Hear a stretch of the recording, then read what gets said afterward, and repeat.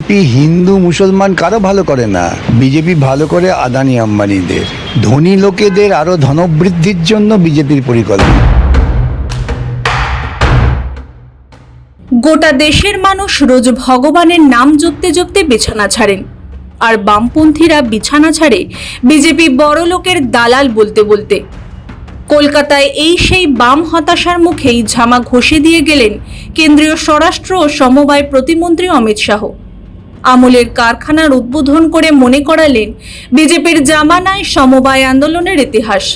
একই সঙ্গে app cab চালকদের সমবায় আন্দোলনের সঙ্গে যুক্ত করতে ভারত ট্যাক্সি অ্যাপের সঙ্গে স্বাক্ষরিত হলো তারই উপস্থিতিতে। প্রশ্ন হলো, গলায় গামছা দিয়ে সর্বহারা সেজে পকেটে আইফোন গোজা বামপন্থী নেতারা কি এবার সাধারণ মানুষকে বিজেপি বড়লোকের দালাল এই অপপ্রচার গেলাতে পারবেন? বিজেপি পুঁজিপতিদের দল। এই অপপ্রচার চালিয়ে লাগাতার সাধারণ মানুষের সঙ্গে তাদের দূরত্ব তৈরি করার চেষ্টা করে চলেছে বামপন্থীরা। কচি বাম নেতা হোক বা বাম সংসদ, সংবাদ মাধ্যমের সঙ্গে যে কোনো বিষয়ে প্রতিক্রিয়া দিতে গিয়ে বিজেপিকে আদানি আম্বানির দালাল বলে গাল দেননি এমন বাম নেতা খুঁজে পাওয়া মুশকিল। যুক্তিতর্কের ধার না ধরে তারা যে দিনের পর দিন মন গড়া কথা বলে বিজেপিকে অপদস্থ করে এসেছে তা প্রমাণ হলো অমিত শাহের কলকাতা সফরে। নিউটাউন থেকে হাওড়ার সাকরাইলে আমুলের দই কারখানার শিলান্যাস করতে গিয়ে কেন্দ্রীয় স্বরাষ্ট্রমন্ত্রী অ্যাপ ক্যাব চালকদের যেভাবে কোম্পানিগুলি শোষণ করেছে তার প্রতিবাদে গর্জে উঠলেন। শুরু করলেন নতুন সমবায় আন্দোলনের। আধুনিক যুগের সমবায় আন্দোলনের হাতিয়ার হিসেবে একটি অ্যাপের সঙ্গে স্বাক্ষর হলো তার উপস্থিতিতে, যে অ্যাপে ক্যাবের চালকই ক্যাবের মালিক, অর্থাৎ বামেদের কথায় লাঙ্গল যার জমিও তার। एक और नई शुरुआत हुई है। ये टैक्सी के ड्राइवर जो होते हैं हमारे, इनका शोषण ये कंपनियां करती हैं। हमने टैक्सी ड्राइवर की जगह सारथी का कंसेप्ट लॉन्च किया है और सारथी को ही कंपनी का मालिक बनाकर एक कोऑपरेटिव भारत टैक्सी की स्थापना की है।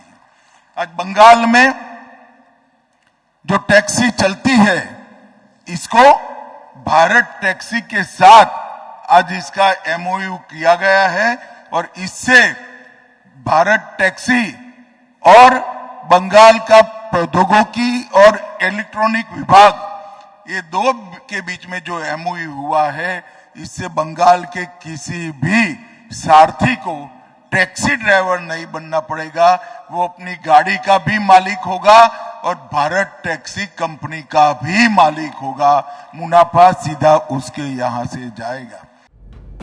এদিন আমূল আন্দোলনের ইতিহাস ও অর্জন স্মরণ করার দেশের সমবায় আন্দোলনের অন্যতম পুরোধা পুরুষ অমিত শাহ। তিনি বললেন, कोऑपरेटिव आंदोलन में इस देश के असंगठित कृषि क्षेत्र को संगठित करने की क्षमता है। मैं अमूल का ही उदाहरण देना चाहता हूं।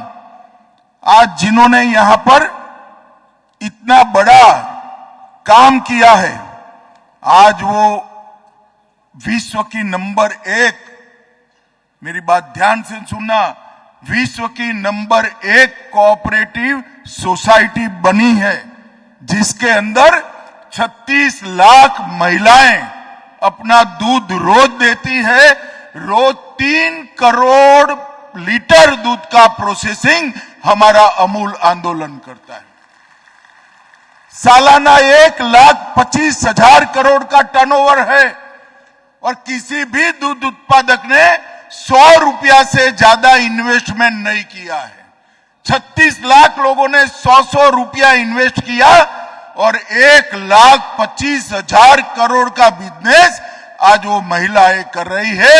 एक बार जोर से सभी महिलाओं के लिए ताली बजाइए भैया। और 18,600 से ज्यादा ग्रामीण महिलाएं सोसाइटियां इसके साथ फैली है। आज देश के हर राज्य में अमूल के प्रोडक्ट जाते हैं। अमूल की प्रोडक्ट का उपयोग करने वाले हर नागरिक को कहता हूं, आप अपना 1 रुपया खर्च करते हो, इसमें से 87 रुपया किसान के पास जाता है, कोई धन्ना सेठ के पास, कोई इंडस्ट्रियलिस्ट के पास नहीं जाता है। এবার আপনি বলুন, এরপর যদি কোনো সিপিএম নেতা বিজেপিকে আদানি আম্বানির দালাল বলে আপনি বিশ্বাস করবেন? বিশেষজ্ঞদের মতে বিজেপি শিল্প ও বাণিজ্য সহায়ক একটি রাজনৈতিক দল, যে শিল্পে যেরকম পরিকাঠামো প্রয়োজন হয় সেটা তৈরি করে দেওয়া তাদের সরকারগুলির কাজ বলে মনে করে তারা। যেমন জাহাজ, বন্দর বা লৌহ ইস্পাত শিল্পের জন্য বড় বিনিয়োগ দরকার, সেজন্য বড় শিল্পপতিদের উৎসাহ দেয় বিজেপি। আবার দুগ্ধ প্রক্রিয়াকরণের মতো শিল্পের জন্য দরকার সমবায়, সেক্ষেত্রেও কৃষক যাতে সঠিক মূল্য পান সে ব্যাপারে তৎপর থাকে বিজেপি। বিজেপির জামানাতেই গোটা দেশে ছড়িয়ে পড়েছে আমূলের পণ্য। আপনার কি মনে হয়, মানুষের হাতে হাতে যখন তথ্য যাচাইয়ের সুবিধা রয়েছে তখন বামেরা এই ধরনের অপপ্রচার চালিয়ে কোনোদিনও প্রাসঙ্গিক হতে পারবে, নাকি লাগাতার মানুষের জন্য কাজ করে জনতার মনে থাকবেন প্রধানমন্ত্রী নরেন্দ্র মোদী? আপনার মন্তব্য অবশ্যই কমেন্ট করে জানান। আমাদের বিশ্লেষণ ভালো লাগলে ভিডিওটি লাইক ও শেয়ার করে ছড়িয়ে দিন। সঙ্গে থাকতে সাবস্ক্রাইব করুন আমাদের চ্যানেলটি। ব্যুরো রিপোর্ট, মাধ্যম।